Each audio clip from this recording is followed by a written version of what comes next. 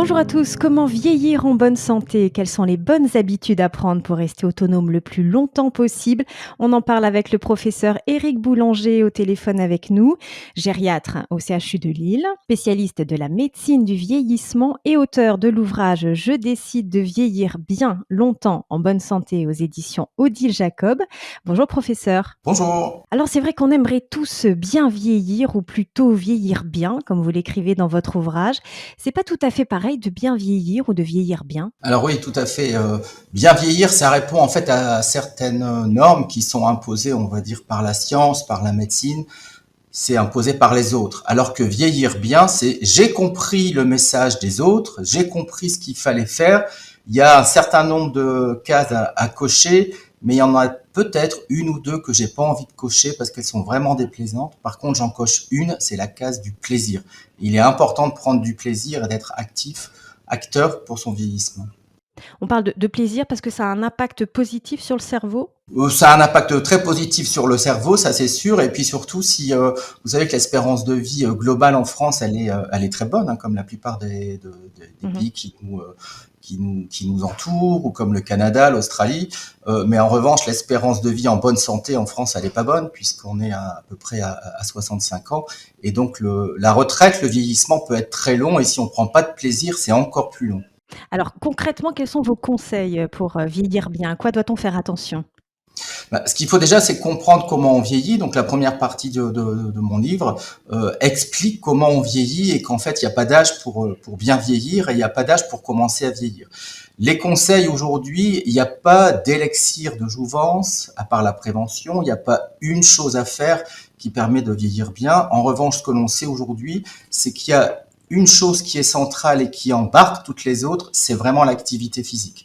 J'ai dans mon livre en fin d'ouvrage, il y a la roue du bien vieillir et au centre de cette roue, c'est le bien vieillir. Je pense que si je devais repenser, ou ce sera peut-être dans un deuxième livre, qui n'est pas encore écrit du tout, hein, c'est que je me demande si je ferais pas un TGV du bien vieillir et la locomotive sera l'activité physique. Et alors en quoi elle peut nous aider à vieillir bien, cette activité physique? Ben, en fait, l'activité physique qui est donc au centre du bien vieillir ou qui est la locomotive, elle embarque avec elle tout le reste. C'est-à-dire que quand on a une activité physique, en général, on a une bonne nutrition. En général, on a un bon sommeil. En général, quand on a une bonne activité physique, on fait rarement seul à la maison. On va vers les autres ou avec les autres. Donc, il y a de l'interaction sociale. Quand on fait une activité physique, on a besoin de bien voir, de bien entendre. Ce qui fait que quand on a l'activité physique, non seulement l'activité physique est en elle-même toute seule très bonne pour bien vieillir, mais elle embarque et elle oblige, entre guillemets, de faire attention à tout le reste pour bien vieillir. Et est-ce qu'il y a des activités plus conseillées que d'autres? Alors, c'est une excellente question. Je veux dire, c'est l'activité physique qui plaît. Dans l'ouvrage, je dis que le sport fait un peu peur, que c'est un gros mot, parce que se remettre au sport à 55 ans, 65 ou Mhm. 75, enfin bref, c'est un peu violent le mot sport, et donc c'est l'activité physique. Et je pense qu'il faut choisir l'activité physique qui nous plaît. Alors par exemple, pour la prévention du vieillissement osseux pathologique et l'ostéoporose, on retiendra la marche nordique, hein, parce que quand on fait une marche nordique, il y a des à-coups qui sont assez puissants sur les os, donc ce qui permet de stimuler la masse osseuse pour rester bien en bonne condition. Si on veut faire du renforcement musculaire, on proposera la natation. Voilà. Mais je pense qu'il y a pas de leçon à donner, c'est voir avec son médecin traitant, voir avec son kiné et surtout voir avec soi-même ce qu'on a envie de faire. D'accord. Et alors, on a tous envie aussi de garder le plus longtemps possible un esprit vif, une bonne mémoire. Comment on fait pour entretenir son cerveau en plus de l'activité physique? Alors là, il faut pas rester passif, c'est-à-dire se faire parfois un peu violence. Hein, quand on doit des calculs simples à faire, ben, ne pas prendre la calculette ou le smartphone, hein, calculer avec sa tête. Des fois, on a tendance à se mettre en zone de confort, c'est-à-dire on réfléchit pas forcément. Quand on a envie de lire, on lit en diagonale ou on lit le titre et on va pas lire ce qu'il y a dans le cœur de l'article. Donc c'est vraiment ça, c'est se faire violence, c'est essayer constamment de sortir de sa zone de confort cérébral. On a tendance à être tous naturellement un peu fainéants et puis voilà, quand ça sort de notre zone de confort, ben on le fait pas. Et là, faut vraiment le cerveau, c'est pas un muscle, mais on va dire c'est comme un muscle. Hein. S'il marche pas, il accélère son vieillissement parce qu'il se met au repos. Et vous parliez des interactions sociales tout à l'heure, c'est important ça aussi pour le cerveau? Alors c'est très important. Il a été démontré que d'avoir une bonne interaction sociale augmente la longévité, selon les études, entre 11 et 15% globalement. Mais c'est l'interaction sociale, pas avec sa famille, pas l'interaction sociale, encore une fois, dans laquelle ou avec laquelle on est dans sa zone de confort, mais plutôt l'interaction sociale au travail, l'interaction sociale avec des gens que l'on connaît pas, où là on doit stimuler son cerveau parce que c'est pas quelque chose d'habituel. D'accord, très bien. Et alors c'est tout bête, mais pour maintenir aussi des interactions sociales, vous l'évoquiez, à demi-mot, il faut aussi continuer à bien entendre et à bien voir. Ouais, alors ça c'est quelque chose qui est assez récent comme découverte ou comme mise en évidence, c'est qu'on se rend compte que les gens qui voient moins bien ou les gens qui entendent moins bien, il y a moins de stimulation soit de la rétine, soit de l'oreille, et donc il y a moins de stimulation cérébrale, et donc on perd des informations. Et quand on perd des informations, ben, on se remet un petit peu en veille, et donc il y a un vieillissement qui s'accélère. Et donc là, il est important culturellement pour la population générale, mais également pour mes confrères et mes consoeurs, c'est que quand il y a une indication d'appareillage auditif, quand il y a une indication, je prends l'exemple de chirurgie de la cataracte, il faut surtout pas attendre parce que toutes les minutes, toutes les heures, tous les jours, les semaines, les mois où on a une perte de cette stimulation cérébrale parce que l'audition ou la vue ne sont pas optimaux, à ce moment-là, on accélère le vieillissement cérébral par une espèce de mise au repos et de manque de stimulation de nos neurones. On connaît bien aussi, l'impact de l'alimentation sur la santé. Est-ce qu'il y a des recommandations particulières, d'un point de vue nutritionnel pour les seniors? Alors, oui, c'est une question aujourd'hui, surtout avec le marché hein, qu'on voit derrière tout cela. Les recommandations. Alors, toute sa vie, on essaie de faire attention à ne pas prendre de poids. Et puis, à un moment, on arrive en plateau. Alors, ce plateau de poids peut arriver à 50 ans, comme il peut arriver à 70 ans ou un petit peu plus tard. Et puis, après ce plateau, le poids baisse de manière involontaire. Et c'est là qu'il y a un gros warning qui se met en place. Hein. C'est peut-être parce que c'est juste un vieillissement, on va dire, physiologique, naturel, ou peut-être qu'il y a une pathologie, une maladie à aller rechercher derrière. Et donc là, ce qui est important de savoir, c'est que quand on arrive à ce plateau de prise de poids au niveau de l'âge de la grande maturité, mes recommandations, c'est alimentation plaisir et alimentation variée. C'est-à-dire que les régimes, il faut essayer de les limiter parce que souvent, ils n'ont plus beaucoup d'intérêt. Donc vraiment, c'est encore une fois la notion de plaisir et puis de varier son alimentation pour ne pas avoir de carence particulière. Et quand on voit à l'inverse, des kilos qui s'affichent, en plus sur la balance, c'est embêtant ça? Alors en vieillissant, c'est embêtant si ça continue de monter régulièrement. En revanche, il a été démontré que à partir de 65 ans, avoir ce qu'on appelle le fameux index de masse corporelle, hein, il faut qu'il soit idéalement entre 20 et 25. Si on est au-dessus de 25, ça s'appelle la surcharge pondérale.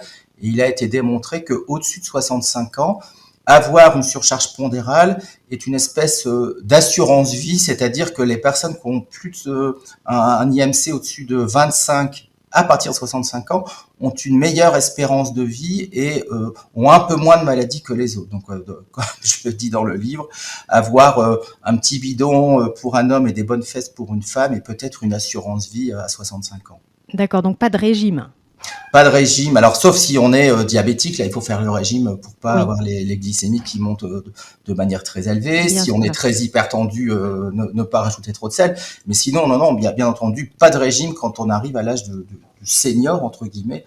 Ça ne sert à rien, au contraire, c'est varier et plaisir, sans excès. Un mot peut-être aussi, sur le besoin en vitamine D? Alors le besoin en vitamine D, ça c'est une question qui est pas du tout résolue dans tous les pays du monde. Aujourd'hui, ce qui est recommandé au-dessus de 60 ans, c'est de prendre 50 000 unités de vitamine D par mois. Alors les recommandations, c'est pareil, on ne dose la vitamine D dans le sang que si on est tombé, et encore plus s'il y a eu fracture. Mais aujourd'hui, voilà, c'est une supplémentation qui est prescrite par le médecin traitant, bien sûr. Après, on en trouve dans l'alimentation, hein, notamment tout ce qui est poissons gras sont riches en vitamine D. Mais c'est pareil, si on a une alimentation variée, si on va un petit peu au soleil en se protégeant avec des crèmes écran total pour pas avoir un cancer de la peau ou un vieillissement accéléré de la peau, en général, on n'est pas très carencé. Bon, très bien. Et alors par rapport à la consommation d'alcool, quelle serait la consommation raisonnable à adopter? Alors, la science dit zéro. Il y a quelques années, on était à un verre d'alcool par jour, notamment du vin rouge, parce que c'était plein d'antioxydants. Oui. Il a été démontré qu'à partir d'un verre, c'est délétère pour la santé.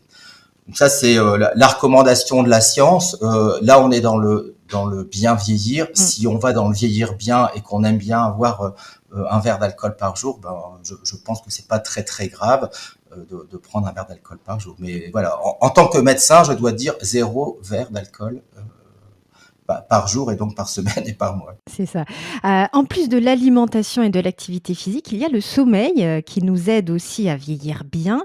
Vous pouvez nous éclairer sur son rôle? Oui, alors là, on est passé complètement à côté du rôle du sommeil dans le bien vieillir et également dans les troubles de la mémoire. Aujourd'hui, on se rend compte qu'en fait, le lien entre troubles de la mémoire et troubles du sommeil, il est fait.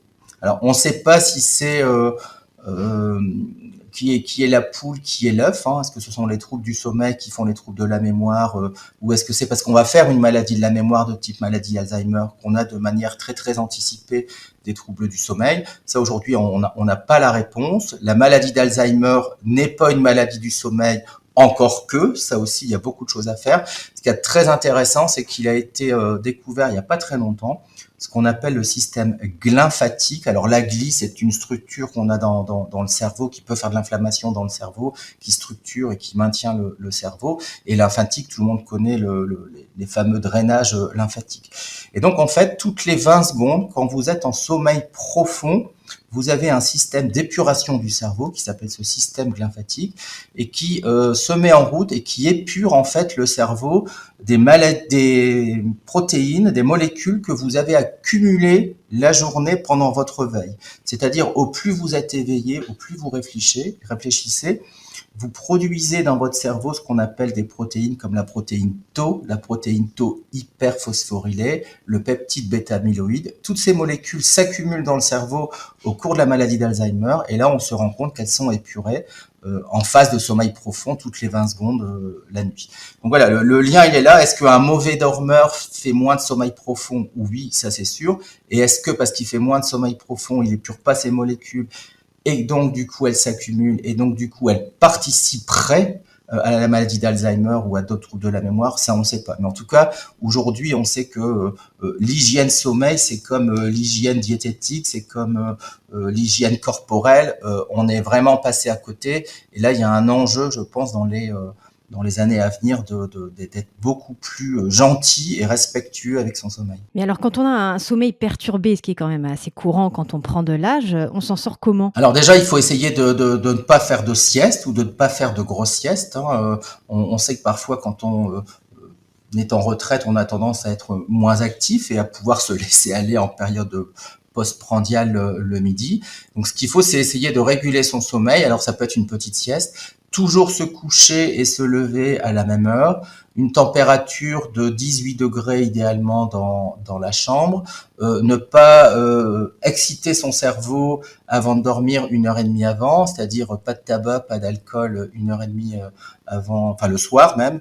1 heure et demie avant d'aller se coucher, c'est pas de lumière bleue. La fameuse lumière bleue, c'est celle qu'on a avec ces écrans, hein, que ce soit un écran d'ordinateur, une télé, un smartphone, une tablette. Ça vous envoie en fait cette fameuse lumière bleue dans votre rétine et qui va dire à votre cerveau, vous vous en rendez pas compte, mais il dit à votre cerveau que c'est le jour.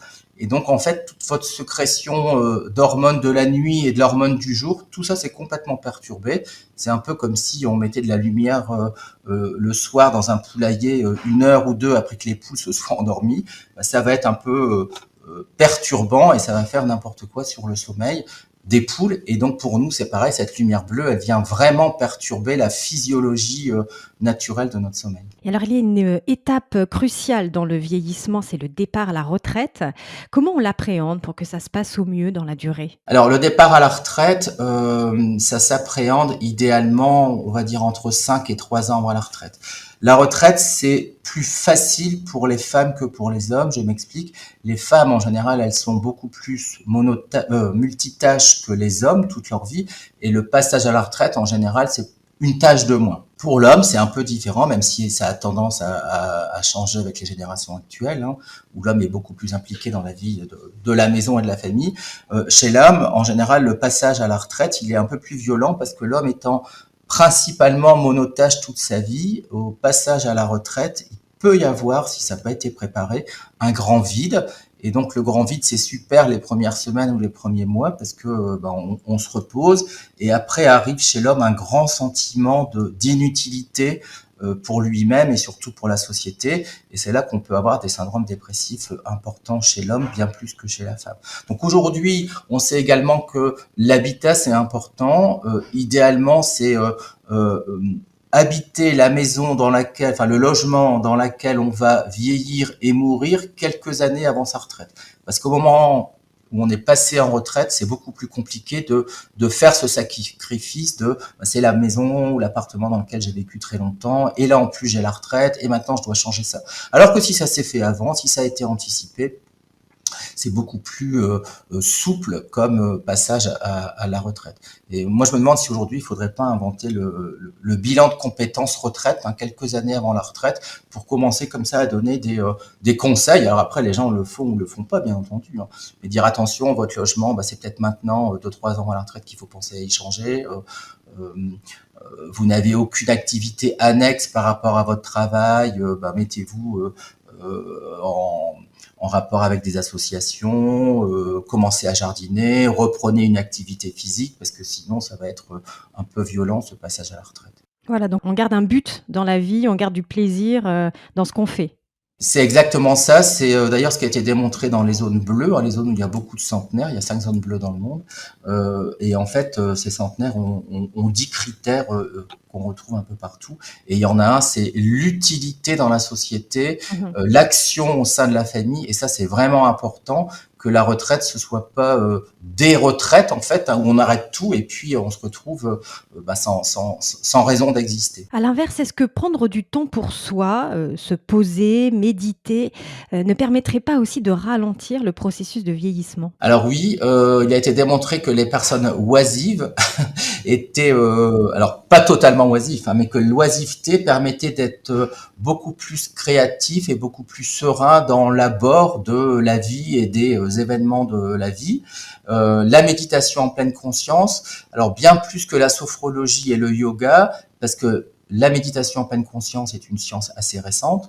Le yoga et la sophrologie, c'est exactement la même chose. On est dans le même domaine, mais comme ces techniques ou sciences sont beaucoup plus anciennes, il n'y a pas de recherche fortement majeure en termes de science sur cela. En revanche, la méditation en pleine conscience, donc comme je viens de le dire, qui est beaucoup plus récente, il y a eu beaucoup de recherches qui ont été faites et il a été clairement démontré que le vieillissement, donc là je vous parle de la micro-inflammation dans le cerveau, je vous parle de la vitesse de raccourcissement des télomères qui est un marqueur de vieillissement. En fait, méditer sur le plan biologique ralentit le vieillissement, donc ça c'est clairement prouvé. Donc méditons, ça je pense que c'est vraiment un bon conseil pour y arriver. Alors il y a plein de solutions pour méditer. Hein.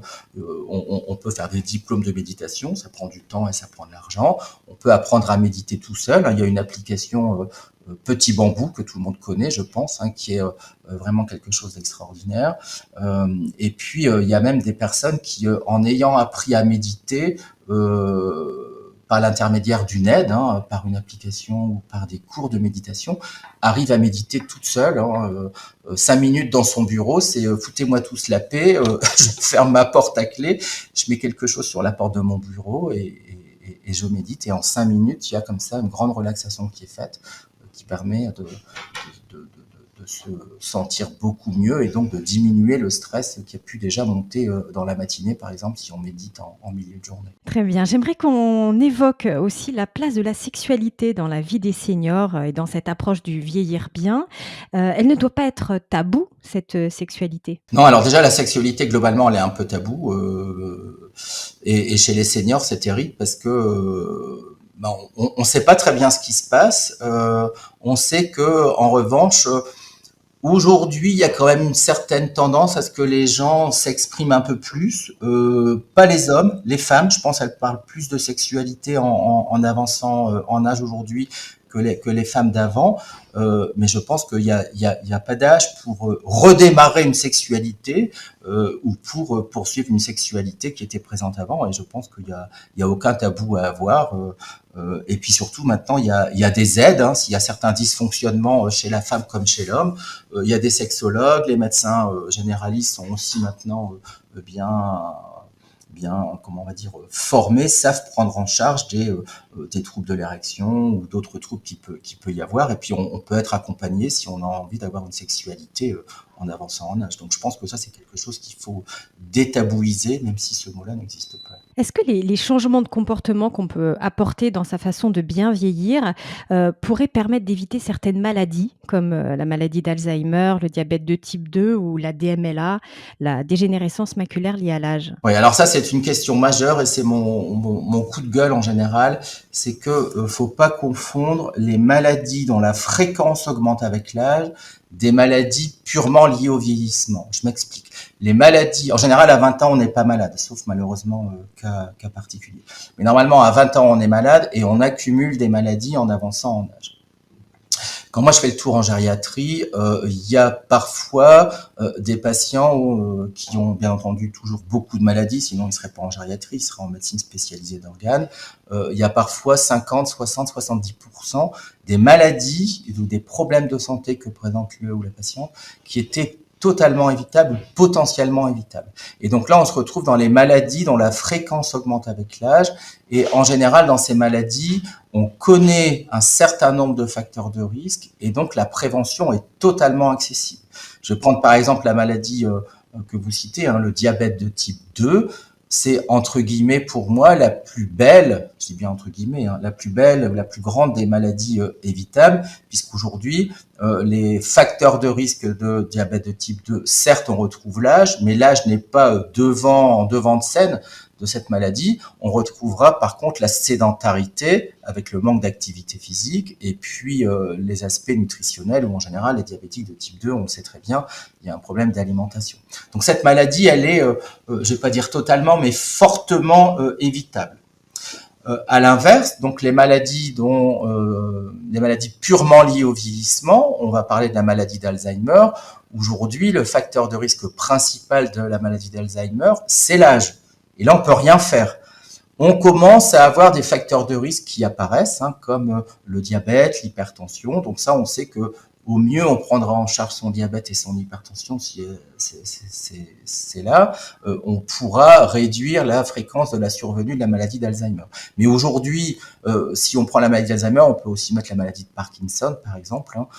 On sait que la prévention, c'est quand même très très compliqué. La DMLA, aujourd'hui, elle est du côté de la maladie d'Alzheimer et non pas du côté du diabète de type 2, parce qu'aujourd'hui, la DMLA, comme son nom l'indique, c'est dégénérescence maculaire liée à l'âge. Donc ça veut dire que l'âge est le principal facteur de risque et on peut pas faire grand-chose. Et ça, c'est ce qui est très intéressant aujourd'hui, c'est qu'on se rend compte qu'il y a un nouveau facteur qui est identifié pour la DMLA, c'est le tabac. Et donc le tabagisme multiplierait, selon les études, hein, entre x3 et x6 le risque de dégénérescence maculaire. Donc cette dégénérescence maculaire liée à l'âge que je mets du côté des maladies purement liées au vieillissement, sans possibilité de prévention, elle va peut-être basculer de l'autre côté, du côté des maladies dont la fréquence augmente avec l'âge, et peut-être que son nom va changer, j'en sais rien, je suis pas ophtalmo, ça s'appellera peut-être un jour la dégénérescence maculaire liée au tabac, ou liée à l'âge et au tabac. Vous voyez, et donc du coup, ça changera la donne. Ce sera, en termes de prévention, si vous voulez pas avoir cette maladie, ne fumez pas. Ouais, c'est ça et il y a un point sur lequel vous insistez, aussi, c'est l'importance de s'auto-évaluer.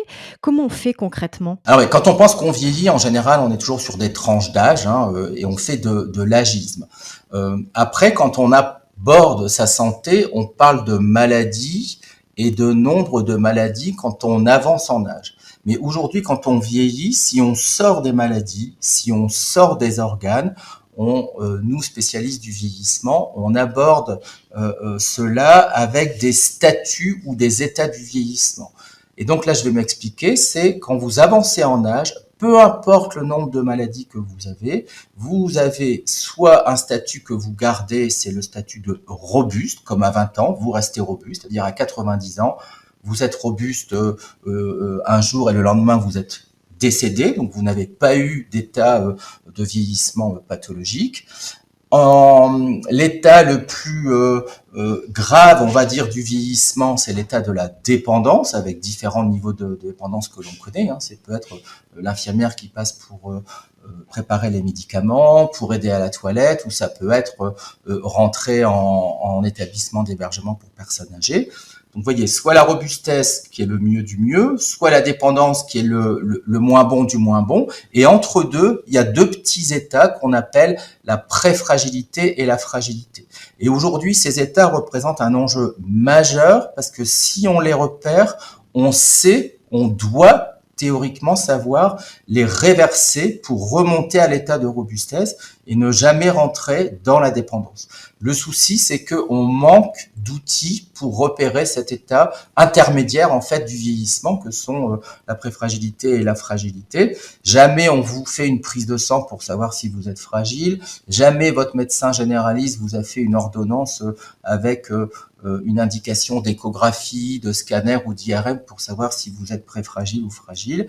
Et donc aujourd'hui, on est sur des grilles, des scores, et nous, on a développé donc tout un programme en Hauts-de-France avec un financement conséquent de la CARSAT, la Caisse de retraite des Hauts-de-France, avec d'autres financeurs, notamment les collectivités locales. Et on a développé ce programme qui s'appelle Tempoform, et puis à partir d'une application que vous pouvez télécharger, qui est gratuite, qui est ludique, que l'on fait en une dizaine de minutes, vous arrivez comme ça à vous situer et à savoir si vous devez aller voir votre médecin traitant et aller sur une prise en charge, soit par votre médecin traitant en ville qui va savoir pourquoi vous êtes fragile, parce que la fragilité, c'est pas une maladie, hein, ça veut dire qu'il faut, peut-être c'est rien, peut-être que c'est juste du renforcement musculaire, peut-être que c'est juste un atelier sommeil, mais peut-être que c'est la cataracte qu'il faut opérer, parce que si vous avez la cataracte, vous marchez plus, vous ne voyez plus, vous interagissez plus avec les autres et ainsi de suite.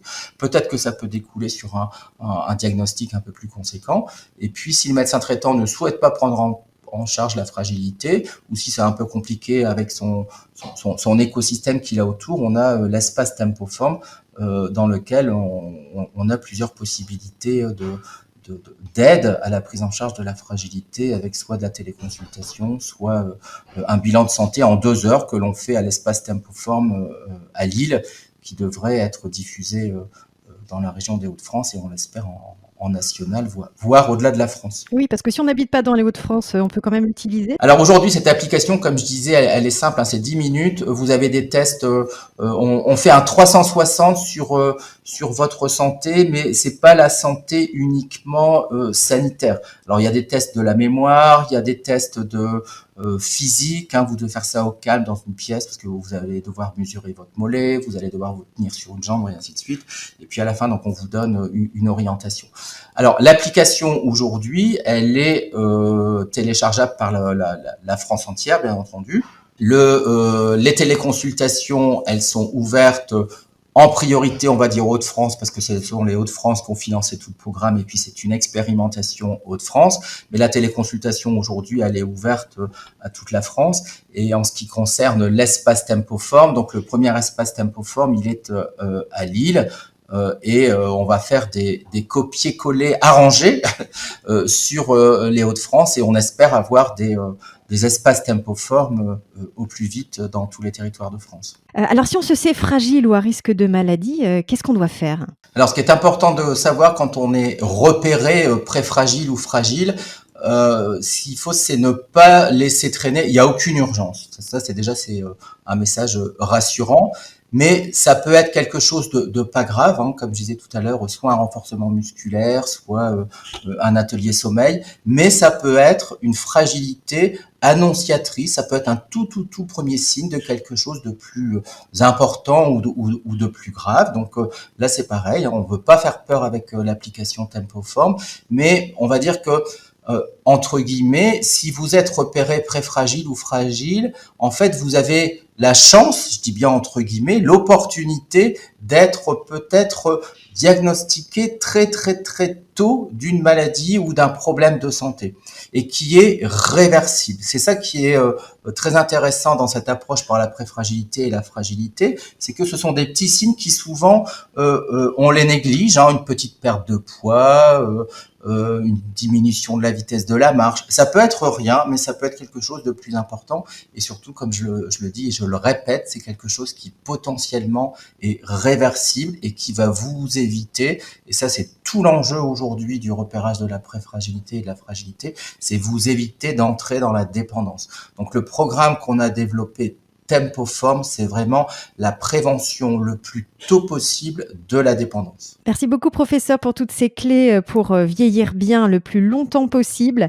Je rappelle le titre de votre ouvrage Je décide de vieillir bien longtemps en bonne santé aux éditions Odile Jacob. Et d'ailleurs, tous les droits d'auteur sont reversés à la Fondation de l'Université de Lille pour la recherche sur le vieillissement. À très bientôt pour une nouvelle émission. Vous pouvez nous écouter ou nous réécouter sur le site MGC Prévention, le fonds de dotation de la mutuelle MGC, mais aussi bien sûr sur Apple Podcasts, Spotify, Deezer et YouTube, car la santé, ça s'écoute. À très vite.